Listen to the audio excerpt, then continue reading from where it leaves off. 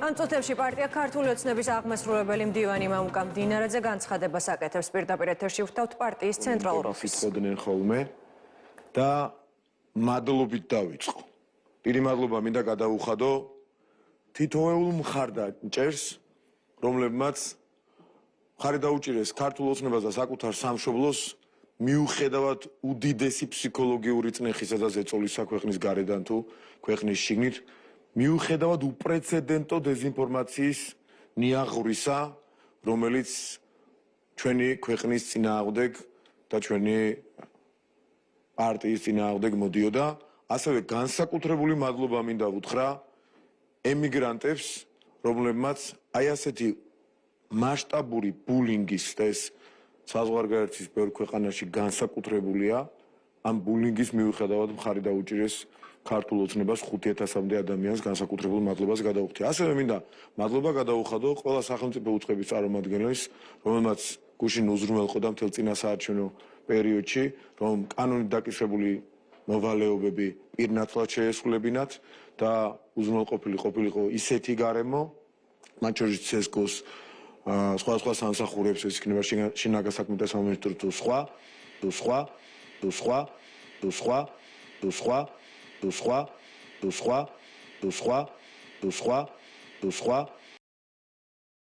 უზრუნველყვეს თავის მხრივ, რომ დღეს ვერცერთი სადამკვირვებლო მისია. მიუხედავად ზოგიერთ შემთხვევაში უკიდურესი ტენდენციურობისა, ერთ სიტყვას კი რეალობასთან შემხებლობაში სერიოზულ დარღვევასთან მიმართებით ვერ ამბობს.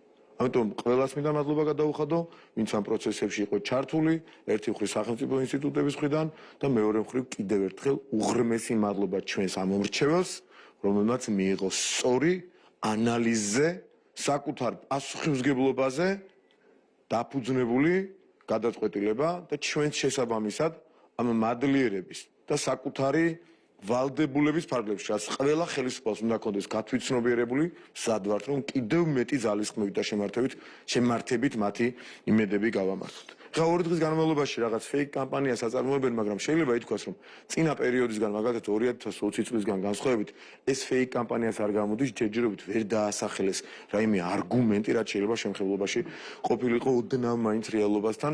წინა შემთხვევაში რაღაცას იგონებდნენ, მოგონილი ამბავი, შეიძლება ვიღაცას რომ გადაეწყვიტა ისე მოქცეულიყო, შეიძლება რაღაც თეორიაში მაინც ყოფილიყო თქვათ წარმოსახვაში, ასე დავარქვათ უფრო სწორად წარმოსადგენი, თუმცა ამ შემთხვევაში რა შეიძლება წარმოიდგინოს ადამიანმა, როგორ გაყალბდა არჩევნები, რასაც ისინი ძახენ, ამასაც კი ვერ იგონებენ.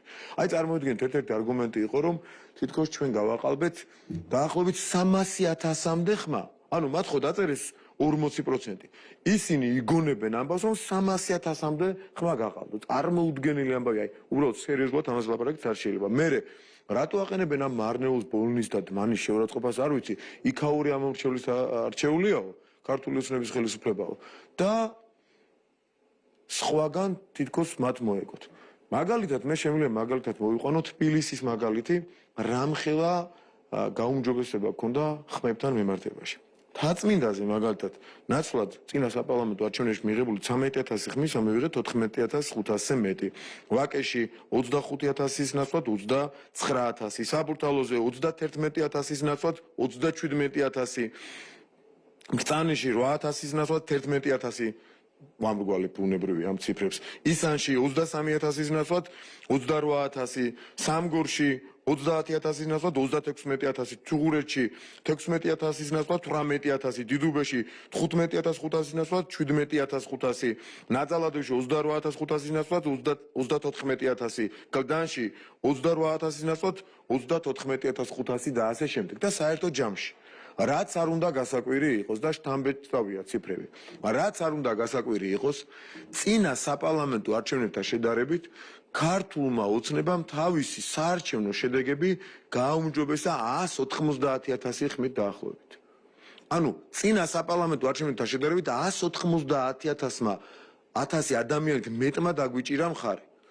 წინა არჩევნებთან შედარებით თვითმმართველობის არჩევნებიდან საუბარი 294,000-ით მეტმა ადამიანმა დაგვიჭირა მხარი მაშინ როდესაც იმ რადიკალურ აგენტურულ პარტიებს რომელსაც რაღაცაზე ჰქონდათ ამბიცია 60,000-ით ჯამში რა თქმა უნდა 60,000 ადამიანით ნაკლებმა აი ამას ვერ ეგუებიან სწორედ და დგანან ეხლა და Facebook-ში და სხვა სოციალურ ქსელებში ლანძღავენ ამ მრჩევას სხვა რომ არაფერი დარჩათ მეტი და უნდა შევეხო ასევე რამდენიმე მნიშვნელოვან დეტალზე მოგახსენებ და ამ დეტალზე არ შეეხება დანაშაული იქნება ჩემი მხრიდან პოლიტიკური დანაშაული რა თქმა უნდა შევეხო იმას რასაც დამკვირვებლები რომლებსაც ასევე ეუთოუდრის დამკვირვებლებზე ვსაუბრობ მადლობა მინდა გადაუხადო იმიტომ რომ უპრეცედენტო ზეწოლის რაც ჩვენი ინფორმაცია გვაქვს მიუხედავად მათ თქვეს რომ ეს არჩევნები იყო კონკურენტული რა თქმა უნდა შენიშვნებიც ჰქონდათ მაგრამ მათ საბოლოო ჯამში თქვეს რომ ხელისუფლება რომელიც აირჩა გუშინ და შემდეგ გააგრძელეს მის სამომავლო მასთან დაკავშირებით სამომავლო გეგმებზე და მოლოდინებზე საუბარი ანუ მათ აღიარეს ლეგიტიმურობა ამ არჩევნების და თქვეს რომ დიახ ეს იყო კონკურენტული არჩევნები მადლობა ამისაც რომ ამ უპრეცედენტო ზეწოლის და შემთხვევით არ ვამბობ ამას ამ უპრეცედენტო ზეწოლის მიუხედავად მათ ასეთი საბოლოო ჯამში პოზიტიური განცხადებები გააკეთეს. ეხლა რაც შეეხება შენიშვნებს, კი ხშირად გამოიყენეს მათ ფრაზები, როგორც ამბობენ, როგორც ცნობები მოდიოდა შემდეგ, სხვათა შორის ერთ-ერთი ტელეკომპანიის თუ არ ვცდები თქვენი, ტელეკომპანიის ჟურნალისტის მიერ დასმულ კითხვაზე ერთ-ერთმა წარმომადგენელმა ეუთოუდირის თქვა, რომ ერთ შემთხვევას ჰქონდა ადგილი, იმ ერთ შემთხვევასთან დაკავშირებით შემდეგ დააკონკრეტა, რომ ეს იყო მარნეული შემთხვევა და აქ იქნება უმკაცრესი რეაგირება, ზუსტად ვიცი და ვიცი რასაც ვლაპარაკობ ამასთან დაკავშირებით და შეწყდა, განსაკუთრებით გაუქმდა ამ უბნის შედეგები, სხვა არ ყოფილა და განმეორებით ერთი ადამიანის მიერ განმეორებით კენჭისყრაზე რომ იყო საუბარი, ამას საერთოდ გამოირიცხა ეჭვი, იმიტომ რომ მხოლოდ იმ მარნეულს უბანზე მიუთი და იმ ადამიანმა და სხვა შემთხვევებზე მიგანიშნეთ. პირველი ერთადერთი შემთხვევა დაფიქსირდა, სადაც რამდენიმე ბიულეტენი ერთად გადასცა კომისიის წევრმა ამორჩევას და მტკიცებულებები უკვე წარმოდგენილია ეს ერთადერთი შემთხვევა შეეხებოდა გახარიას პარტიის წარმომადგენელს 3 ბიულეტენი სამივეში ფოტომასალა არსებობს იცით ეს გავრცელდა გუშინ სამივეში მითითებული იყო მონიშნული იყო ხმამიცემული ასე ვთქვათ იყო გახარიას პარტია და მეორე ეგრეთ წოდებული ჩაყრა რომელზე საჩივარი დაიწერა ჩვენი მხრიდან და ეკუთვნოდა ლელოს წარმომადგენელს ეს იყო სულ ანუ თუ კი რაიმე მტკიცებულება არსებობს მათ შორის 2-3-დან არის გახარიას და ლელოს პარტიის წარმომადგენლებს და ერთი მნიშვნელოვანი დეტალი რაც ჯერ არ გახმოვანებულა და პირველად ამას მიგავაკეთებ თქვენ გახსოვთ ყველაზე მძიმე უბანი და დაძაბულობას რამდენჯერ იყენებენ ეუთოუდირის ამ სიტყვას და ეუთოუდირის და სხვა დამკვირვებლები ხო აირაი ენდიაი და ასე შემდეგ დაძაბულობის ყველაზე ცხელი კერა იყო ისანი ესეც გახსოვთ და რა ხდებოდა ისანში ჩვენ მივაკვლიეთ რომ ისნის საარჩევნო უბანზე ფიზიკურ ანგარიშწორებას ახორციელებდნენ 11-დან ჩამოსული ნაცმოძრაობის სონდერები. ახლა გაგვწეს პასუხი ხაბეიშვილმა ნაცმოძრაობამ გვარამიამ, იმიტომ რომ ეს იყო მათი ერთობლივი პრესკონფერენცია და ოპერაცია და თავის პრესკონფერენციებზე რომ დადგებიან გთხოვთ ყველას რომ დაუსვათ შეკითხვა, რას აკეთებდნენ 11-ის მაცხოვრებელი სონდერ ჯგუფები 30-40 კაციანი შემადგენლობით ისნის საარჩევნო უბანზე. ტელეკომპანია TV პირველის მიერ გადაღებულ კადრებში დავაიდენტიფიცირეთ არაერთი ასეთი პირი, მათ შორის იქ იყო გუშინ გავრცელდა ეს ინფორმაცია, ხაბეიშვილის დაცვის თანამშრომელი, მათ შორის მარჯანიშვილის ქუჩაზე მდებარე ბარებში მომუშავე დაცვის თანამშრომლები და ახმეტაში მცხოვრები რამდენიმე ადამიანი, რომლებიც ფიზიკურად უსწორდებოდნენ, ურტყამდნენ და ფიზიკურ და სიტყვიერ შეურაცხყოფას აყენებდნენ იმ უბნის მაცხოვრებელს და ამორჩევას, რომელ უბანზეც ისინი ამას ახორციელებდნენ. ახლა კიდევ ერთხელ ვიმეორებ, გაგვცენ პასუხი, რას აკეთებდნენ ახმეტის მცხოვრებლები, ახმეტელი მოქალაქეები ისნის საარჩევნო უბანზე და იყო თუ არა ეს დადგმული პროვოკაცია იმისათვის, რომ დღეს ეუთოს წარმომადგენლებს და სხვა დამკვირვებლებს ამ თემაზე ელაპარაკათ. რამდენიმე დეტალი ასევე რაც ეუთო ოდირის და უფრო მეტად გახმოვანდა აირაის და ენდიაის დამკვირვებლების შენიშვნებში სატელევიზიო რეკლამაზე კანონზე მიუთითებდნენ ისინი. იცით რამდენი პროცენტი იყო კანონის მიხედვით სატელევიზიო რეკლამა? ჩვენი 20. 80% იყო ოპოზიციის. 20% იყო ჩვენ რაღა უნდა ვქნათ, უნდა ავიკრძალოთ თუ რა უნდა ვქნათ, გვითხრან და მოვიფიქრებთ გავაკეთოთ თუ არა. ან დავაბრუნებთ ძველს, როგორც იყო. იმიტომ რომ მათი მოწონებით იყო ეს კანონი მიღებული. სრული სპეკულაცია ამაზე, აი გადაჭარბების გარეშე ვამბობ, ამაზე მითითება და ერთი სიტყვა არ თქმულა არც ერთ მათ შორის სამწუხაროდ ეუთო ოდირის დასკვნაში, რომ ოპოზიციური პარტიის ტელევიზიებმა უბრალოდ ჩვენს მიერ მიწოდებული რეკლამის განთავსებაზე თქვენს უარი. ერთი სიტყვა არ თქმულა და შემდეგ რამდენიმე ტელევიზიამ ცადა რომ დისბალანსი აღმოიფრა, ვერ მოახერხა, იმიტომ რომ გვიან მოხდა ეს ყველაფერი, დისბალანსი არ აღმოიფრა, 5 საათზე მეტი დავალიანება რეკლამის დარჩათ ოპოზიციურ ტელევიზიებს ჩვენი. სიტყვა არ თქმულა. მეორე, ვიდეო გადაღება აკრძალეთო. მათი მოთხოვნით გავაკეთეთ ეს წლების წინ. მათი მოთხოვნით. და მათთვის ხელშეწყობით, რომ სახელმწიფოს ხარჯი შემცირებულიყო ჩვენ პარტიული რესურსით. გახსოვთ ხომ ჩვენი განცხადებები? წინა არჩევნების შემთხვევაში და მიდიოდა ვიდეო გადაღება და ისინი ითხოვდნენ, რომ ვიდეო გადაღება მომხდარიყო რაიმე манипуляციას რომ არ ქონდა ადგილი. ახლა პირიქით დაგვიტრიალეს წელს. რატომ ხდებოდა ვიდეო გადაღება და გუშინ თუ გახსოვთ კამერები და ტელეფონები დარბოდნენ ტელეფონის კამერებით ადამიანები ვიდეო გადაღებას ვინ გვიგზავნოს, რას ქვია გვიგზავნოს, არც არ უნგზავნოდა, მაგრამ მაინც ამას გაგკიოდნენ. როცა კანონით ეს არის დაშვებული და მესამე იურიდიულ პირებს მიეცით შემოწირულობების გაკეთების საშუალება. თქვენ იცით რომ ბოლოს სულებით ფიზიკურ პირებს აქვთ მარტო შემოწირულობების გაკეთების საშუალება.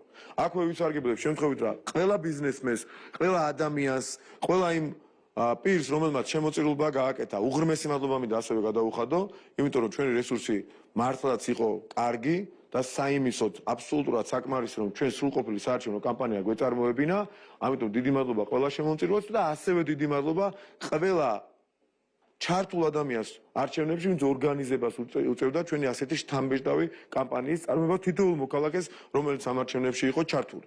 და ეხლა რაც შეეხება თვითონ შემოწირულობებს. ასევე მათი მოწონებით ჩვენ გავაუქმეთ შესაძლებლობა რომ კომპანიებმა დააფინანსონ პარტიები. არ უნდათ კიდევ ერთხელ გაიმეოროთ და დავაბრუნებთ ამ ნორმას. დიდი სიამოვნებით.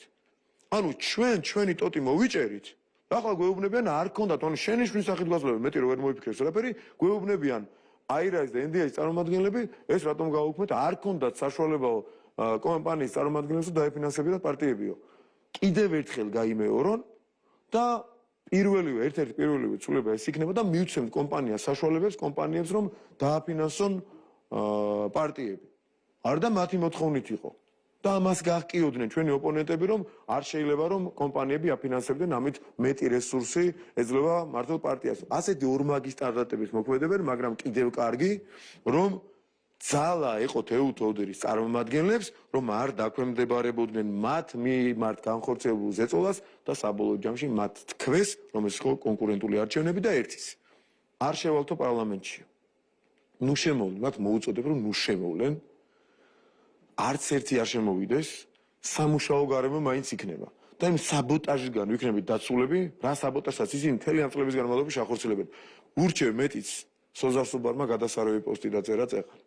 ურჩევ რომ საერთოდ ჩახსნან სიები, რომ მართლა პუფები არ გახსნენ და თავისი სიტყვები უკან არ და ვერ წაიღონ. ჩახსნან სიები, რაც უნდათ ის გააკეთონ, ჩვენ ვიმუშავებთ ჩვენი სამშობლოსთვის და არ დაუშვებთ, რომ აგენტურამ საბოტაჟი განახორციელოს ამ ქვეყნის. ძალიან კარგი იქნება და კიდევ ერთხელ ითაც დავიწყე, იმით დავასრულებ.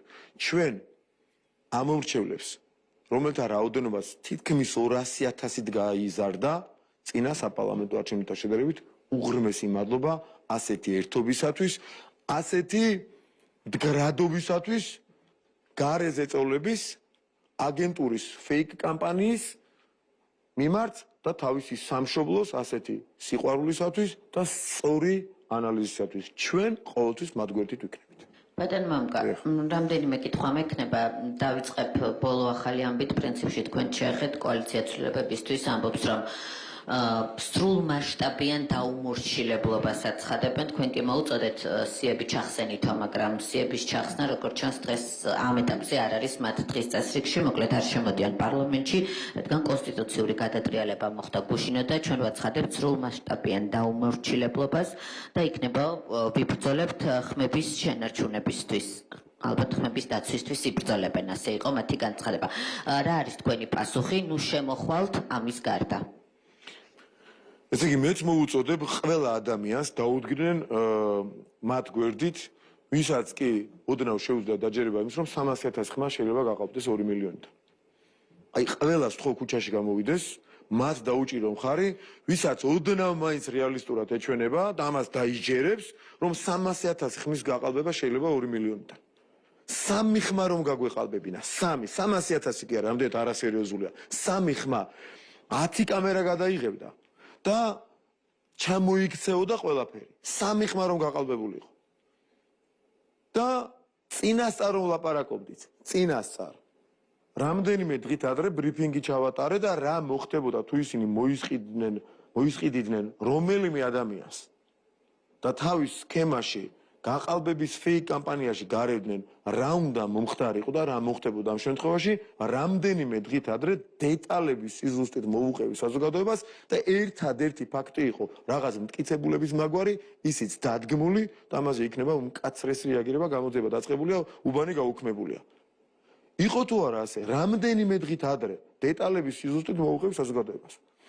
სხვა რაღაცებზე რომ ლაპარაკობენ, პასპორტები, მოსყიდვები, მტკიცებულება არ არსებობს, მეგობრებო. ანუ ამათ რა უნდათ ეხლა რომ ხალხს დააჯერო რომ შეიძლება არ იყოს მტკიცებულება, გახარია გამოვიდა, ვიღაცას რომ ეგონა რომ გახარია ნაცი არ იყო. ნაცზე უფრო ნაცი. ნახევარდღეში როგორ გახდა ნახეთ? საერთოდ არ მაინტერესებს ეუთო ოდირიო, წინასწარვე როგორც ჩანს იცოდა და ეს დრაფტი ეგზავნებათ ხოლმე პარტიებს ნახევარ საათით ადრე, 1 საათით ადრე, წინასწარვე როგორც კი გაიგო რომ ეუთო ოდირიოს ნეგატიური დათქმა არ იყო, ლეგიტიმაციის პრობლემას ეუთო ოდირი არ ქმნიდა, კონკურენტულობის პრობლემას ეუთო ოდირი არ ქმნიდა, გამოვარდა და ყველაზე ნაცური მესიჯი მაინც და მაინც გახარიამ გაახმოვანა. და ათქმევინეს გახარიას რომ საერთოდ არ მაინტერესებს რა სიტყვის ეუთო ოდირი, მთავარი აღქმები რა იქნება ხალხში. აღქმებს უქმნიან თვითონ, იმიტომ რომ ეუბნებოდნენ რომ ქართულ ოცნებას აქვს 40%, ეს ბოლოში თორე ისე მანამდე 30 და 25%-ს ეუბნებოდნენ, სალომე ზურაბიშვილი არ იყო რომ ეუბნებოდა, რამდენი ახლა 25 და 30%-ო თუ რაღაც მსგავსი თქვა. ხო არ გააყალბებენო, მაქსიმუმ ერთი 10% მოახერხ, ჯერ 10%-ის გაყალბება რა უბედურება, რომელ ქვეყანაში აყალბებენ, რა ვიცი ახლა. 90-იან წლებში ვერ მოახერხებდნენ ალბათ ამას მაშინდელ საქართველოში. დასაწყისში. რა 10%-ის გაყალბება, მაგრამ ახლა უწევთ თქმა რომ ქართულმა ოცნებამ გააყალბა 14%, ხო? ანუ 300,000-მდე ხმა გაყალბდა, უნდა დააჯერონ და იმიტომ ვამბობ, ნუ მოეჩვენებათ მაინც და მაინც ცინიკურად. თუ რომელიმე ადამიანი იმას დაიჯერებს, რომ 300,000 ვიმეორებ.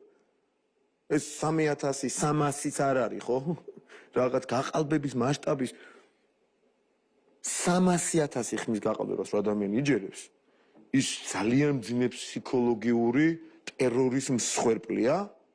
კი ბატონო, ასეთ ხალხი ქუჩაში უნდა გამოვიდეს, წარმოუდგენელი ამბავია, რა დაუმორჩილებობაზე ლაპარაკობენ. ისინი, პარტიები, NGO სექტორთან ერთად ამით აცხადებენ კონსტიტუციური წესწყობილების წინააღმდეგ ბრძოლას და ამ სიტყვას მე შემთხვევით არ ვიმეორებ უკვე მეორე დღე.